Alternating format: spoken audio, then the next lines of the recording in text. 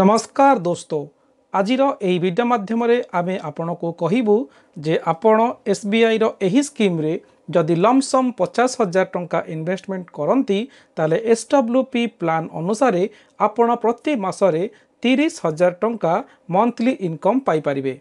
दोस्तों, एठारे आमे कौनसी मजाक करूना, पूरा लाइव कैलकुलेशन सहित आमे आपण को एही वीडियो माध्यम पूरा संपूर्ण तथ्य प्रदान करिबो। दोस्तों, जदि आपण गोटे भल पेंशन स्कीम करने चाहती ताहले आपणक पाखरे दुईटी ऑप्शन रहुची। गोटे रहुची पोस्ट ऑफिस, अन्यटी रहुची बैंक। पोस्ट ऑफिस रे रहुची स्कीम जेमिति कि MIS monthly income scheme, NPS national pension scheme, आउ गोटे रहुची NSC national saving certificate scheme, अन्यटी रहुची SCSS senior citizen saving scheme. सेहीपरि बैंक आपण फिक्स डिपॉजिट करि परिबे।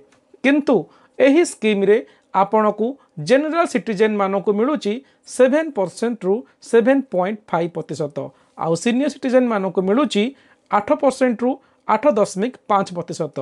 किंतु भारतर वर्तमान महंगाई बा इन्फ्लेशन रेट रही 6 रु 7%।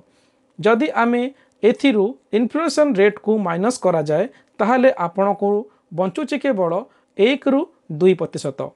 दोस्तों, एबे आपण पचारिबे जे एपरी कौन स्कीम अच्छी जो थी कि आमे इन्वेस्टमेंट कले आमको अधिका पेंशन मिल पारिबो आउ महंगाई को बीट करि पारिबो। एही क्षेत्र में आमे आपण को कहबा को चाहूचु, जदि आपण लॉन्ग टर्म इन्वेस्टमेंट करिया पई चाहंती ताहले आपणटा सबुठारु बेस्ट होउची म्यूचुअल फंड। दोस्तों, आमे आपण को कहि रखिबा को चाहूचु जे म्यूचुअल फंड रो रिटर्न केबे भी गारंटेड नहो। यह जरूरी नुहे कि जहाँ आपण को एबे रिटर्न मिलुची ताहा फ्यूचर रे मिलिबो, किंतु गोटे म्यूचुअल फंड रो पास्ट परफॉर्मेंस को देखिकी आमे अनुमान लगेई पारिबा जे एही स्कीम रे आपण को केते रिटर्न मिली पारिबो, जहाँ कि बैंक आउ पोस्ट ऑफिस द्वारा चला जाउथिबा स्कीम ठारू अधिका रिटर्न देई थाए। दोस्तों, जदि आपण गोटे सेफ इन्वेस्टमेंट बा सेफ रिटर्न चाहूचंती ताहले आपण पोस्ट ऑफिस रो एही scheme MIS monthly income scheme, NPS national pension scheme, SCSS senior citizen saving scheme रे इन्वेस्टमेंट करी रिटर्न पाई परिबे। किंतु जदि आपण चाहूचंती अल्प किछि रिस्क नै रिटायरमेंट टाइम रे अधिका रिटर्न पाइबा पाई ताहले आपण आम सहित जोड़ी होई रही थांतु। वीडियोटी को संपूर्ण देखिबार प्रयास करंतु, ताहले आपण जानि परिबे संपूर्ण तथ्य। चैनल को नुआ आसीथिले सब्सक्राइब करि नेबे। वीडियोटी भलो लागिले गोटे लाइक करबा को बिल्कुल भी भूलिबेनी। दोस्तों, आज आमे एही वीडियो माध्यम आपण को SBI रो एक दमदार स्कीम विषय रे कहबू, जेहू स्कीम की 1 वर्ष रे 5%, 3 वर्ष रे 23% एवं 5 वर्ष रे 31% रिटर्न देइथछि तार इन्वेस्टर मानकु। दोस्तों, एही स्कीम टीर नाम होउछि SBI health care opportunity fund direct growth plan. दोस्तों, एही स्कीम रो नारू आपण जानि पारुथिबे, एही स्कीम रो इन्वेस्टमेंट हेल्थ केयर सेक्टर रे हेउछि, जेमिति कि Max health care, DV laboratories limited, सर्न pharmaceutical limited, Polycare limited, Lupin limited, Cipla limited, Mankind pharma limited. एही सबु बड़ बड़ कंपनी रे म्यूचुअल फंड रो इन्वेस्टमेंट हेउछि। जेमिति कि आपण जानिचंती एबे महंगाई बहुत रेट रे बढ़ु अछि, आउ सबुठारु महंगाई केवल मेडिसिन उपरे ही बढ़ी, जहाँ द्वारा कि यही सब कंपनी गुड़ा को बहुत फायदा मिलुअछि। यही कंपनी माने जेते फायदा रहिबे आपणकर इन्वेस्टमेंट बा आपण जेहेतु इन्वेस्टर आपण को मध्य सहित अधिका प्रॉफिट मिलिबो। दोस्तों, आशा करा जाए यही कंपनी गुड़िक आग को आहुरी मुनाफा कमेइबे, जहाँ द्वारा कि आपण को भी मध्य प्रॉफिट हेबो।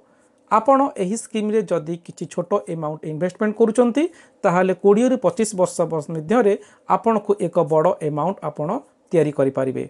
किंतु गोटे रख ध्यान रखिबे जे म्यूचुअल फंड रो इन्वेस्टमेंट शेयर मार्केट भली रिस्क फैक्टर रही थाए। शेयर मार्केट जेते बेले ग्रोथ करि थाए सेते बेले म्यूचुअल फंड रे ग्रोथ देखा जाय थाए, जेते बेले शेयर मार्केट रे डाउनफॉल देखा जाए सेही परी म्यूचुअल फंड रे मध्य डाउनफॉल देखा जाए। तेणु करी निजर रिस्क फैक्टर अनुसार आपण निजर इन्वेस्टमेंट करिवे। आपण जेतिकी रिस्क नहीं पारिबे इन्वेस्टमेंट रो आपण सेतिकी ही इन्वेस्टमेंट करंतु।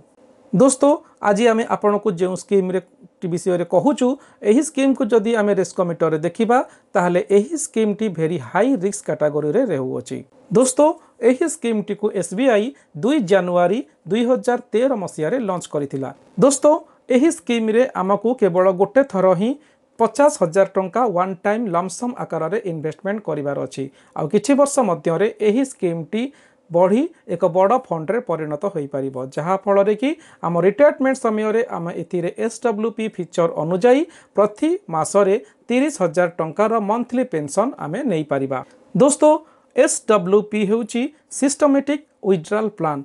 एही स्कीम अनुसार आपणकर म्यूचुअल फंड रो यूनिट को प्रति मासरे किछि किछि सेल कर दिया जाए ताठारु जो पैसा बाहर ताहा आपणकर सेविंग्स अकाउंट को डायरेक्ट क्रेडिट कर दिया जाए जहा द्वारा कि आपण को प्रति मासरे पेंशन भली आपण को अमाउंट मिलिबा आरंभ हो जाए। एही स्कीम रो फीचर को कहा जाए एसडब्ल्यूपी। एही स्कीम रो फंड साइज रही 3,312 कोटी जो कि कोटी कोटी लोक इन्वेस्टमेंट करिसंती। एही स्कीम रो नेट एसेट वैल्यू रही 439 टंका 35 पैसा।